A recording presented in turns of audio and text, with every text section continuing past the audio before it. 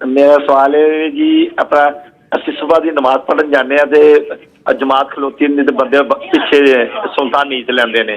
क्या मतलब है, सुल्तान नीतनी चाहिए नहीं या कि जमात के नाल खलोना चाहिए?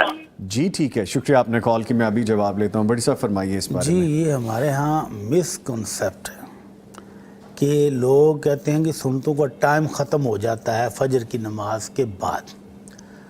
तो मेरे भाई, अल्लाह के नबी सल्लल्लाहु अलैहि वसल्लम ने जब फ़र्द नमाज की इकामत हो जाए तो फिर सुन्नतें पढ़ने से भी मना किया है।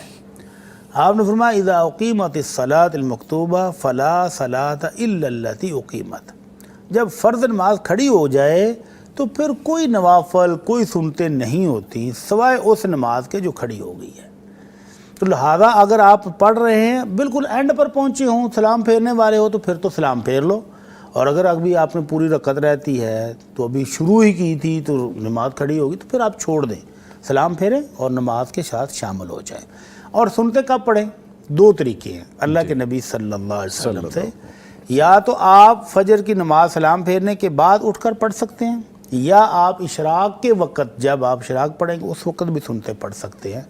तो इसका टाइम बहुत वसी है, फ़िक्र करने की ज़रूरत को नहीं कि टाइम ख़त्म हो गया, भागो भागो। मैंने कई लोगों को देखा कि वो मस्जिद में आते हैं, आगे जमात खड़ी होगी तो वो इतनी स्पीड से दो रकतें पढ़ते हैं। निज़ामी भाई, मैंने एक बंदे को देखा कि वो सलाम फेरना भी भूल गया। उसने जब देखा कि इमाम साहब रुकू जा रहे हैं और मेरी रकत निकल गई है तो वो सलाम फेरना भी भूल गया, उसी तरह भागा और भागकर इमाम साहब के साथ शामिल हो गया। तो इस अफरा तफरी की पढ़ी हुई नमाज नहीं होती। ठीक है।